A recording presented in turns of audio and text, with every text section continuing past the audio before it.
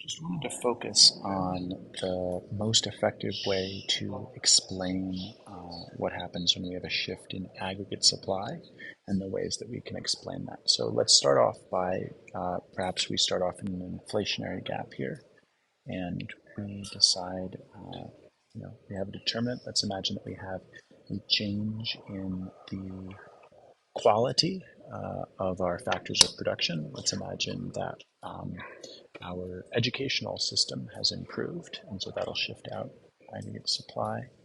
So we can shift out aggregate supply here to AS2. It's a long run shift, so I'll want to add in another YFE2 line, and I'll have a new point here, which is point B.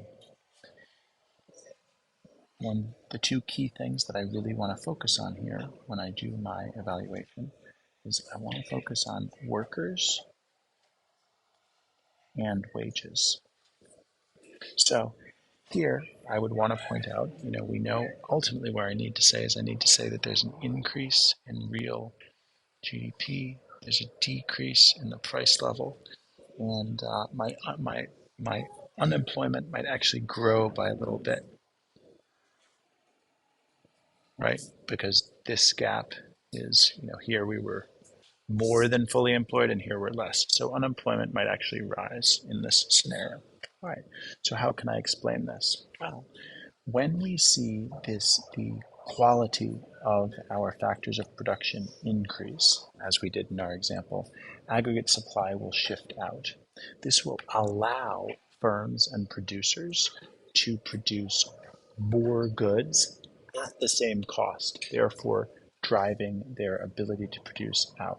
Because they're able to produce more goods at a lower cost, they will also need more workers to supply this. But because we've improved through education the number and the quantity of qualified workers, it will be easy for those numbers of workers to meet the demand.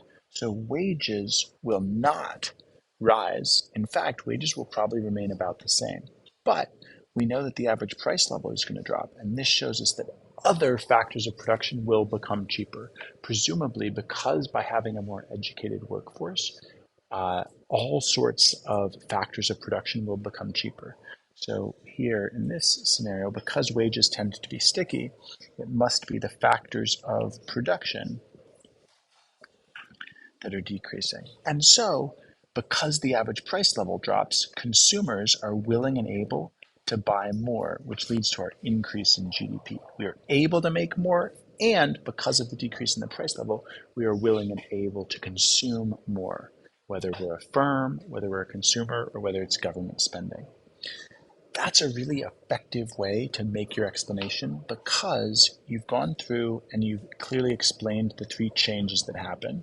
Thinking about your average price level, thinking about your real GDP, and thinking about changes in employment. You've also linked it back to workers and wages, and those are the key things that we focused on. And you've been able to demonstrate to your reader that wages are sticky, and so any decrease in the price level is probably due to a change in the factors of production. And then the final thing that you might want to point out is just why there has been an increase in unemployment. Because basically this looks like a super positive policy. And here's your opportunity to point out literally more workers are working. We have even more people entering the workforce. And this actually makes a ton of sense if we go back to our improvement of education. Because we have a better educated society, we have more people who are willing and able to supply their labor, and that has allowed our workforce to actually grow so that our full employment is way larger.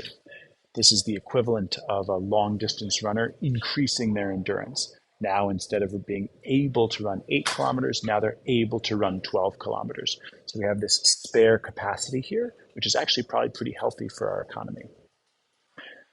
I think that's a really effective way to do an explanation of a shift of aggregate supply. And now one thing that you could do to practice is you could reduce aggregate supply. Let's imagine you're reducing aggregate supply because of a shock or something like that. And then you could see how that might affect the economy, and you could practice that.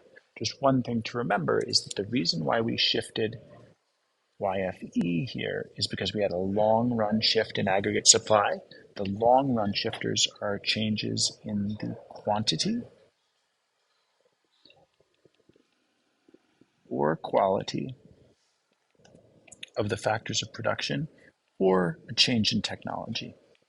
These are the only things that can lead to a really long-term shift in YFE.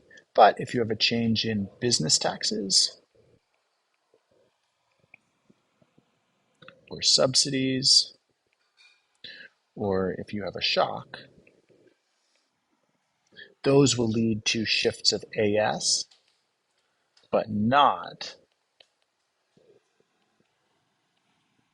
YFE. These shift AS and YFE. All right, so those are things to keep in mind as you practice shifting aggregate supply backwards.